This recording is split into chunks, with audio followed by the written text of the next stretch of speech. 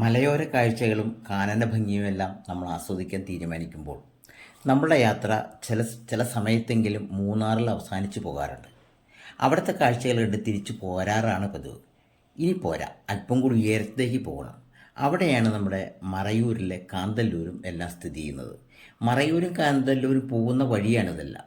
ഇതെല്ലാം ഇങ്ങനെ തേയിലത്തോപ്പുകൾ വെട്ടി ഭംഗിയായി നിർത്തിയിരിക്കുന്നതും കാനൻ തോപ്പുകളും എല്ലാം നല്ല ഭംഗിയുള്ള കാഴ്ചകളാണ്.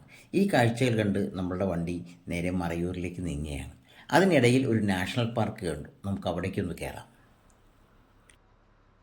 ഇരവികുളം നാഷണൽ പാർക്കാണ്. ഇതിനോട് ചേർന്ന് തന്നെ ഒരു വാട്ടർഫാൾസ് ഉണ്ട്, അതുകൂടി കാണാം.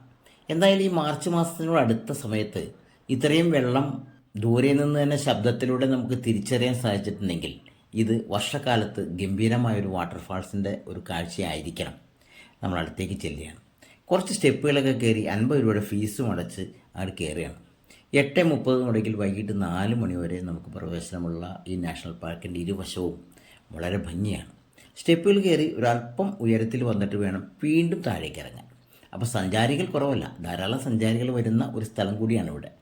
സാധാരണ ഈ സമയത്തെല്ലാം ഫെബ്രുവരി മാർച്ച് മാസങ്ങളിലെല്ലാം ഇവിടെ വെള്ളച്ചാട്ടത്തിൽ വെള്ളം കുറവാണ് കാണാറ്.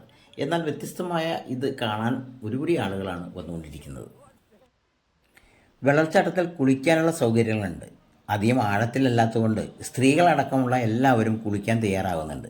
തൊട്ടടുത്ത് അത് ഡ്രസ്സെല്ലാം ചേഞ്ച് ചെയ്ത് നന്നായി പോകാനുള്ള സൗകര്യങ്ങളും അവിടെ ഒരുക്കിയിട്ടുണ്ട്.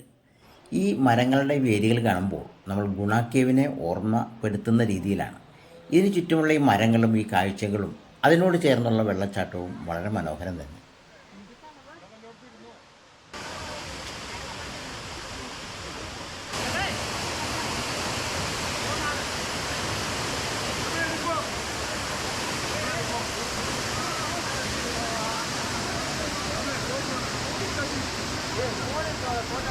രണ്ട് മണിക്കൂർ നന്നായിട്ട് ആസ്വദിക്കാനുള്ള ഒരു സംഭവമാണിത്. ഇത് കഴിഞ്ഞൊരു കുളിയും കഴിഞ്ഞ് നമുക്ക് കാന്തല്ലൂരും മറയൂരും കാണാൻ പോകണം.